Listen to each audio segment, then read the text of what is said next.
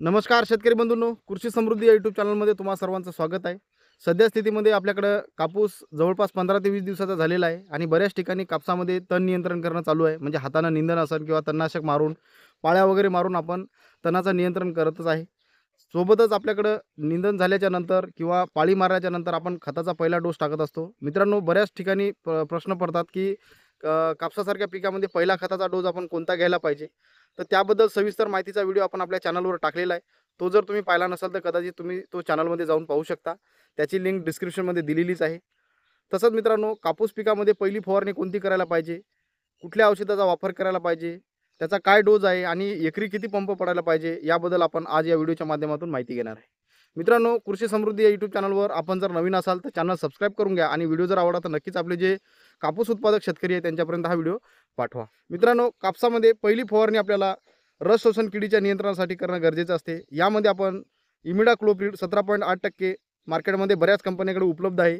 10 milli प्रति 10 litre पंपासाठी घेऊन आपण याची फवारणी करू शकतो. यामध्ये इमिडाक्लोप्रिड 70% पण उपलब्ध असते. त्याचा डोस 6 ग्राम प्रति 10 लिटरच्या पंपासाठी असतो. दोन्हीपैकी कुठलंही एकच कीटकनाशक आपल्याला या ठिकाणी घ्यायचं आहे.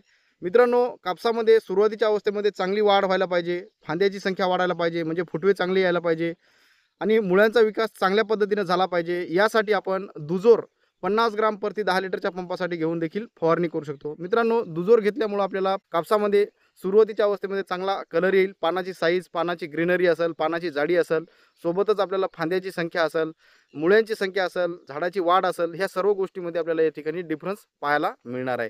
तर मित्रांनो, आपल्याला इमिडाक्लोप्रिड 17.8% 10 मिली प्रति 10 लिटरच्या पंपासाठी आणि दुजोर 50 ग्राम प्रति 10 लिटरच्या पंपासाठी घेऊन आपल्याला फवारणी करायची आहे. मित्रांनो, आपला फवारा जर चार्जिंगचा असेल, म्हणजे 18 ते 20 लिटरचा जर पंप असेल तर याचं प्रमाण आपण डबल करायला पाहिजे.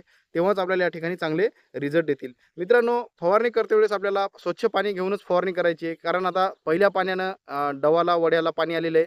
तर हे पाणी आपण गढूळ पाणी आपण फवारणीमध्ये वापरायचं नाही.